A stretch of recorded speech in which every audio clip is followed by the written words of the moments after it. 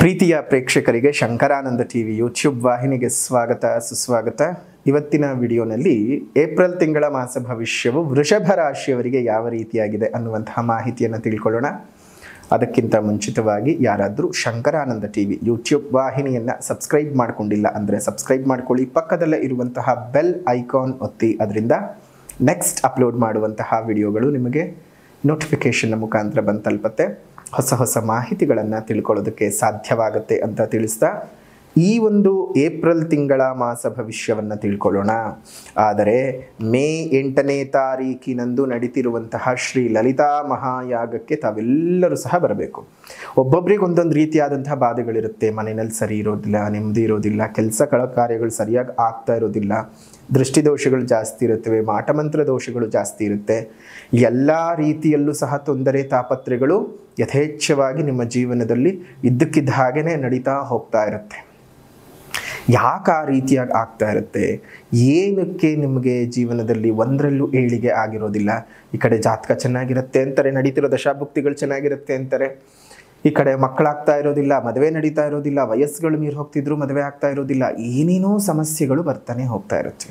ಅಂತಹ ಎಲ್ಲ ಸಮಸ್ಯೆಗಳಿಗೂ ಸಹ ಏಕೈಕ ರಾಮಬಾಣ ಅಂತ ಹೇಳಿದ್ರೆ ಶ್ರೀ ಲಲಿತಾ ತ್ರಿಪುರ ಸುಂದರಿ ಅಮ್ಮನವರು. ಅಂತಹ ಲಲಿತಾ ತ್ರಿಪುರ ಸುಂದರಿ ಅಮ್ಮನವರನ್ನು ನಾವು ಇದೇ 8ನೇ ತಾರೀಕು 5ನೇ ತಿಂಗಳು ಮೇ ನಲ್ಲಿ ಬರತಕ್ಕಂತಹ ಚೈತ್ರ ಅಮಾವಾಸ್ಯೆ ಎಂದು ನಾವು ಮಾಡ್ತಾ ಇದ್ದೇವೆ. ಲಲಿತಾ ಮಹಾಯಾಗವನ್ನು ಎಲ್ಲಿ ಮಾಡ್ತಾ ಇರೋದು ಅಂತ ಹೇಳಿದ್ರೆ, ಶ್ರೀರಂಗಪಟ್ಟಣದಿಂದ ಮೈಸೂರಿಗೆ ಹೋಗುವಂತಹ ಮುಖ್ಯ ರಸ್ತೆಯಲ್ಲಿ, ರಾಷ್ಟ್ರೀಯ ಹೆದ್ದಾರಿಯಲ್ಲಿಯೇ ಕಾವೇರಿ ನದಿಯ ತೀರದಲ್ಲಿ ಇರತಕ್ಕಂತಹ ಗೌತಮ ಮಹರ್ಷಿಗಳ ಕ್ಷೇತ್ರವಾದಂತಹ ಗೌತಮ ಮಹರ್ಷಿಗಳು ಸ್ಥಾಪನೆ ಮಾಡಲ್ಪಟ್ಟಂತಹ ಶ್ರೀ ಲಕ್ಷ್ಮೀ ನರಸಿಂಹಸ್ವಾಮಿ ದೇವಸ್ಥಾನ, ಶ್ರೀ ಲಕ್ಷ್ಮೀ ನರಸಿಂಹಸ್ವಾಮಿ ದೇವಸ್ಥಾನ, ಆ ದೇವಸ್ಥಾನದ ಆವರಣದಲ್ಲಿ ನಾವು 8ನೇ ತಾರೀಕು ಚೈತ್ರ ಅಮಾವಾಸ್ಯೆಯಂದು ಈ ಲಲಿತಾ ಮಹಾಯಾಗವನ್ನು ಮಾಡಬೇಕು ಅಂತ ಅಂದುಕೊಂಡಿದ್ದೇವೆ. ತಾವೆಲ್ಲರೂ ಸಹ ಬನ್ನಿ. ಅನೇಕ ಗಣ್ಯ ವ್ಯಕ್ತಿಗಳು ಸಹ ಬರೋರಿದ್ದಾರೆ. ಎಲ್ಲರಿಗೂ ಈಗಾಗಲೇ ಆಹ್ವಾನ ಪತ್ರಿಕೆಗಳನ್ನು ಕಳಿಸಿದ್ದೇವೆ. ಆದರೆ ಎಲ್ಲರಿಗಿಂತ ಮುಖ್ಯ, ನನಗೆ ಇಷ್ಟು ವರ್ಷಗಳಿಂದ ಬೆಂಬಲವನ್ನು ಕೊಡ್ತಾ, ಪ್ರೀತಿಯನ್ನು ಕೊಡ್ತಾ, ಆದರಣೆಯನ್ನು ಕೊಡ್ತಾ ಇರ್ತಕ್ಕಂಥ ನನ್ನ ಚಂದಾದಾರರು, ನನ್ನ ವೀಕ್ಷಕರು, ತಾವೆಲ್ಲರೂ ಬಂದರೆ ನನಗೆ ಬಹಳ ಸಂತೋಷವಾಗ್ತದೆ. ಅಂತಹ ತುಂಬ ಅಪರೂಪಗಳಲ್ಲಿ ಅಪರೂಪ, ಸದಾಕಾಲ ಯಾವಾಗಲೂ ತಿಂಗಳ ಮಾಡೋಕ್ಕೆ ಆಗದೇ ಇರುವಂಥದ್ದು ಅಂತಹ ಈ ಮಹಾಯಾಗವನ್ನು ನಾವು ಮಾಡ್ತಾ ಇದ್ದೇವೆ. ಹಾಗಾಗಿ ತಾವೆಲ್ಲರೂ ಬಂದು ಆ ದೇವಿಯ ಕೃಪೆಗೆ ಪಾತ್ರರಾಗಬೇಕು. ತುಂಬ ದೂರದಲ್ಲಿದ್ದಂತಹವರು ಸಂಕಲ್ಪ ಸೇವೆಗಳ ಪೂಜೆಯನ್ನು ಮಾಡಿಸ್ಕೊಳ್ಳಿ. ನಿಮ್ಮ ಹೆಸರಿನಲ್ಲಿ ಸಂಕಲ್ಪಗಳಾಗುತ್ತವೆ, ಒಳ್ಳೆಯ ರೀತಿಯ ಬೆಳವಣಿಗೆಗಳು. ಅದೇ ರೀತಿಯಾಗಿ ನಿಮ್ಮ ಮನೆಗೆ ಯಾರು ಸಂಕಲ್ಪ ಸೇವೆಯನ್ನು ತುಂಬ ದೂರದಿಂದ ಇದ್ದು ಮಾಡಿಸ್ಕೊಂಡಿರ್ತೀರಲ್ಲ, ಅಮ್ಮನವರ ಡಾಲರ್ ಪ್ರಸಾದವನ್ನು, ಅದೇ ರೀತಿಯಾಗಿ ರಕ್ಷಾ ಪ್ರಸಾದವನ್ನು ಕಳಿಸ್ಕೊಡುವಂತಹ ಕೆಲಸವಾಗ್ತದೆ. ಏನು ಬೇಡ, ದಯವಿಟ್ಟು ಪ್ರತಿಯೊಬ್ಬರೂ ಅಷ್ಟೇ ನಿಮ್ಮ ಮನೆಯಲ್ಲಿ ಕೂತ್ಕೊಂಡು ಅವತ್ತು ಲೈವನ್ನು ಮಾಡ್ತೇವೆ ನೋಡಿ.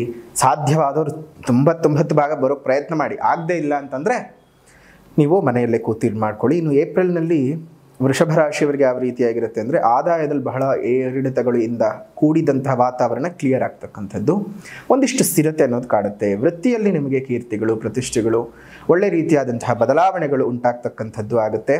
ಬಂಧು ಮಿತ್ರರೊಂದಿಗೆ ಒಂದಿಷ್ಟು ಹೊರಗಡೆ ಹೋಗಿ ಸುತ್ತಾಡ್ಕೊಂಡು ಬರೋದು, ಪ್ರವಾಸ ಮಾಡ್ತಕ್ಕಂಥದ್ದು ಆ ರೀತಿಯಾಗಿ ಆಗುತ್ತೆ. ದಂಪತಿಗಳಲ್ಲಿ ದಾಂಪತ್ಯ ಕಲಹಗಳು ಏನಾದರೂ ಇದ್ದರೆ ಆ ದಾಂಪತ್ಯ ಕಲಹಗಳು ನಿವಾರಣೆ ಆಗ್ತಕ್ಕಂತಹ ತಿಂಗಳು ಅಂತಲೇ ಹೇಳಬಹುದು. ನೀವು ಒಂದು ಸ್ವಲ್ಪ ಆರೋಗ್ಯದ ಬಗ್ಗೆ ಕಾಳಜಿ ಮಾಡಬೇಕು. ಆರೋಗ್ಯ ಒಂದು ಬಿಟ್ಟರೆ ಇನ್ಯಾವುದು ಸಹ ಅಂತಹ ಕೆಡುಕಿನ ವಾತಾವರಣ ಏಪ್ರಿಲ್ ತಿಂಗಳಲ್ಲಿ ವೃಷಭ ರಾಶಿಯವರಿಗೆ ಇಲ್ಲ. ಹಣ, ನಿಮಗೆ ಆದಾಯ ಸ್ವಲ್ಪ ಹೆಚ್ಚಿಗೆ ಆಗುತ್ತೆ. ಅದೇ ರೀತಿಯಾಗಿ ನಿಮ್ಮ ಆದಾಯಕ್ಕೆ ತಕ್ಕಂತೆ ವೆಚ್ಚಗಳು ಸಹ ಇರುತ್ತೆ.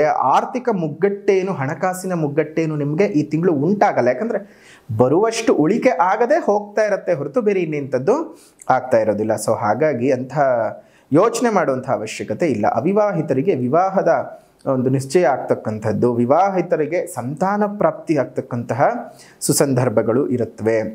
ಇನ್ನು ವಿದ್ಯಾರ್ಥಿಗಳಿಗೆ ವಿದ್ಯಾವ್ಯಾಸಂಗದಲ್ಲಿ ತುಂಬ ದೊಡ್ಡ ಮಟ್ಟದ ಬದಲಾವಣೆಗಳನ್ನು ನೋಡ್ತೀರಿ. ಅಂದರೆ ಪಾಸಿಟಿವ್ ಬದಲಾವಣೆಯನ್ನು ನೋಡ್ತೀರಿ. ಧನಲಾಭಗಳಾಗುತ್ತೆ, ಧನ ಸಹಾಯಗಳು ಆಗುತ್ತೆ. ಒಟ್ಟಾರೆ ನಿಮಗೆ ಉದ್ಯಮದಲ್ಲಿ, ಉದ್ಯೋಗದಲ್ಲಿ, ವೃತ್ತಿ ವ್ಯವಹಾರಗಳಲ್ಲಿ ಅಪಾರವಾದಂತಹ ಯಶಸ್ಸು ಬಂದು ಸೇರ್ತಕ್ಕಂಥದ್ದು. ವಿದೇಶಗಳಲ್ಲಿ ಕೆಲಸ ಮಾಡ್ಕೊಳ್ಬೇಕು, ವಿದೇಶಿ ಉದ್ಯೋಗಗಳನ್ನು ಅರಸ್ತಾ ಇರತಕ್ಕಂಥವ್ರಿಗೆ ತುಂಬ ಉತ್ತಮವಾದಂತಹ ತಿಂಗಳು. ನೀವು ಪ್ರಯತ್ನ ಪಟ್ಟರೆ ಅದರ ಬಗ್ಗೆ ಒಂದಿಷ್ಟು ಅನುಕೂಲತೆಗಳು ಜಾಸ್ತಿ ಇರುತ್ತೆ ಅಂತಲೇ ಹೇಳಬಹುದು. ಇನ್ನು ಮನೆಯಲ್ಲಿ ಶುಭ ಕಾರ್ಯಗಳು, ಕುಟುಂಬದಲ್ಲಿ ಶುಭ ಕಾರ್ಯಗಳು ನಡೆಯುವಂತಹ ಶುಭ ಘಳಿಗೆಗಳು ವೃಷಭ ರಾಶಿಯವರಿಗೆ ಈ ಒಂದು ತಿಂಗಳಿನಲ್ಲಿ ಇದೆ. ಹಾಗಾಗಿ ಏನು ತಲೆ ಕೆಡಿಸ್ಕೊಳ್ಳುವಂತಹ ಅವಶ್ಯಕತೆ ಇಲ್ಲ. ವೃಷಭ ರಾಶಿಯವರು ಒಳ್ಳೆ ರೀತಿಯಾದ ಬೆಳವಣಿಗೆಯನ್ನು ನೋಡ್ತೀರಿ. ತಮ್ಮೆಲ್ಲರಿಗೂ ಸಹ ಇದೇ ತಿಂಗಳೇ ನಮಗೆ ಒಂದು ಯುಗಾದಿ ಹಬ್ಬವೂ ಸಹ ಇರೋದರಿಂದ ತಮ್ಮೆಲ್ಲರಿಗೂ ಯುಗಾದಿ ಹಬ್ಬದ ಹಾರ್ದಿಕ ಶುಭಾಶಯಗಳು. ವೃಷಭ ರಾಶಿಯವರ ಒಂದು ಯುಗಾದಿ ಹಬ್ಬದ ಭವಿಷ್ಯವೂ ಸಹ ಇದೆ, ನಮ್ಮ ಚಾನಲ್ನಲ್ಲಿದೆ. ಶಂಕರಾನಂದ ಟಿವಿ ಯೂಟ್ಯೂಬ್ ಚಾನಲ್ಗೆ ಭೇಟಿ ಕೊಟ್ಟರೆ ನೀವು ನೋಡಬಹುದು, ಅಥವಾ ಡಿಸ್ಕ್ರಿಪ್ಷನ್ ಬಾಕ್ಸ್ನಲ್ಲಿ ಲಿಂಕ್ ಇರುತ್ತೆ, ಆ ಲಿಂಕಿನ ಸಹಾಯದಿಂದ ನೀವು ನೋಡಬಹುದು. ಹಾಗಾದರೆ ಏನು ಪರಿಹಾರ ಮಾಡಿಕೊಳ್ಬೇಕು, ಯಾವ ರೀತಿಯಾದಂತಹ ಪರಿಹಾರವನ್ನು ಮಾಡಿಕೊಂಡ್ರೆ ನಿಮ್ಮ ಬದುಕಿನಲ್ಲಿ ಒಳ್ಳೆ ರೀತಿಯಾದಂತಹ ಒಂದು ಬೆಳವಣಿಗೆಯನ್ನು ಇನ್ನಷ್ಟು ಚೆನ್ನಾಗಿ ನೋಡಬಹುದು ಅಂತಂದರೆ, ವೃಷಭ ರಾಶಿಯವರಿಗೆ ಅಂತಲ್ಲ, ಎಲ್ಲ ರಾಶಿಯವರಿಗೂ ನಾನು ಪ್ರತಿ ಬಾರಿ ಹೇಳ್ತಿರ್ತೀನಿ, ಸಾಮಾಜಿಕ ಪರಿಹಾರ ಮತ್ತು ಆಧ್ಯಾತ್ಮಿಕ ಪರಿಹಾರ. ಸಾಮಾಜಿಕ ಪರಿಹಾರ ಅಂತ ಬಂದಾಗ ಗಿಡ ಮರಗಳನ್ನು ನೆಟ್ಟು ಪೋಷಣೆ ಮಾಡಿ, ಅದೇ ರೀತಿಯಾಗಿ ಒಂದಿಷ್ಟು ಪ್ರಾಣಿಗಳಿಗೆ ನೀರಿನ ಸಹಕಾರವನ್ನು ಈ ಬಿರು ಬೇಸಿಗೆಯ ಕಾಲದಲ್ಲಿ ಒಂದಿಷ್ಟು ನೀರಿನ ಸಹಕಾರವನ್ನು ಕೊಡಿ. ನಿಮ್ಮ ಮನೆ ಮುಂದೆ ಮತ್ತು ಮೇಲ್ಭಾಗದಲ್ಲಿ ಒಂದಿಷ್ಟು ಸಣ್ಣ ಸಣ್ಣ ಕುಂಡಗಳಲ್ಲಿ ನೀರನ್ನು ಇಡ್ತಾ ಬನ್ನಿ. ಅದರಿಂದ ಎಷ್ಟೋ ಪ್ರಾಣಿ ಪಕ್ಷಿಗಳಿಗೆ ನೀರಿನ ಅಭಾವವು ಒಂದು ಹೋಗಿ ಅವುಗಳ ಪ್ರಾಣವನ್ನು ಉಳಿಸಿದಂತಹ ಪುಣ್ಯದ ಫಲಗಳು ನಿಮಗೆ ವೃದ್ಧಿಯಾಗುತ್ತೆ. ದೇವರೇ ನಿಮ್ಮನ್ನು ಮೆಚ್ಚುತ್ತಾನೆ. ಅದರಿಂದ ನಿಮ್ಗೆ ಇನ್ನೊಂದಷ್ಟು ಶುಭ ಕಾರ್ಯಗಳು ನಿಮ್ಮ ಬದುಕಿನಲ್ಲಿ ನಡೆಯೋದಕ್ಕೆ ಸಾಧ್ಯವಾಗುತ್ತೆ. ದೇವರೇ ನಮ್ಮನ್ನು ಮೆಚ್ಕೊಂಡ್ಮೇಲೆ ಇನ್ನೇನು ಪ್ರಪಂಚದ ಲೋಕದ ಜನ ನಮ್ಮನ್ನು ಮೆಚ್ಚದೇ ಇರಲಿ, ಆದರೆ ದೇವರು ನಮ್ಮನ್ನು ಮೆಚ್ಕೊಂಡ್ರೆ ಸಾಕಲ್ವಾ? ಆ ರೀತಿ ಪ್ರತಿಯೊಬ್ಬರ ಬದುಕಿನಲ್ಲೂ ನಡೀಲಿ ಅಂತ ಹೇಳ್ತಾ, ನಿಮ್ಮೆಲ್ಲರಿಗೂ ಸಹ ಮತ್ತೊಮ್ಮೆ ಯುಗಾದಿ ಹಬ್ಬದ ಹಾರ್ದಿಕ ಶುಭಾಶಯಗಳನ್ನು ತಿಳಿಸ್ತಾ, ನೀವು ಈ ತಿಂಗಳ ಪೂರ್ತ ಲಕ್ಷ್ಮೀ ನರಸಿಂಹಸ್ವಾಮಿಯ ಪೂಜೆ, ಲಕ್ಷ್ಮೀ ನರಸಿಂಹಸ್ವಾಮಿಯ ಆರಾಧನೆಯನ್ನು ಮಾಡ್ತಾ ಬನ್ನಿ. ಉಗ್ರಂ ವೀರಂ ಮಹಾವಿಷ್ಣುಂ ಜ್ವಲಂತಂ ಸರ್ವತೋಮುಖಂ ನೃಸಿಂಹಂ ಭೀಷಣಂ ಭದ್ರಂ ಮೃತ್ಯೋರ್ಮೃತ್ಯುನಮಾಮ್ಯ, ಈ ಮಂತ್ರವನ್ನು ಜಪ ಮಾಡ್ತಾ ಬನ್ನಿ. ತಮ್ಮೆಲ್ಲರಿಗೂ ಸಹ ಶುಭವಾಗಲಿ. ವೃಷಭ ರಾಶಿಯವರ ಏಪ್ರಿಲ್ ತಿಂಗಳ ಮಾಸ ಭವಿಷ್ಯ ವಿಡಿಯೋ ಇದಾಗಿತ್ತು. ವಿಡಿಯೋ ಇಷ್ಟ ಆಗಿದ್ರೆ ಲೈಕ್ ಮಾಡಿ, ಶೇರ್ ಮಾಡಿ, ಕಮೆಂಟ್ ಮಾಡಿ. ಮತ್ತೆ ಮುಂದಿನ ವಿಡಿಯೋನಲ್ಲಿ ಭೇಟಿ ಮಾಡ್ತೀನಿ. ಅಲ್ಲಿವರೆಗೂ ನಮಸ್ಕಾರ. ಲೋಕ ಸಮಸ್ತ ಸುಖಿನೋ ಭವಂತು, ಸಕಲ ಸನ್ಮಂಗಳಾನಿ ಭವಂತು, ಸರ್ವೇ ಜನಾಃ ಸುಖಿನೋ ಭವಂತು, ಸಮಸ್ತ ಸನ್ಮಂಗಳಾನಿ ಭವಂತು.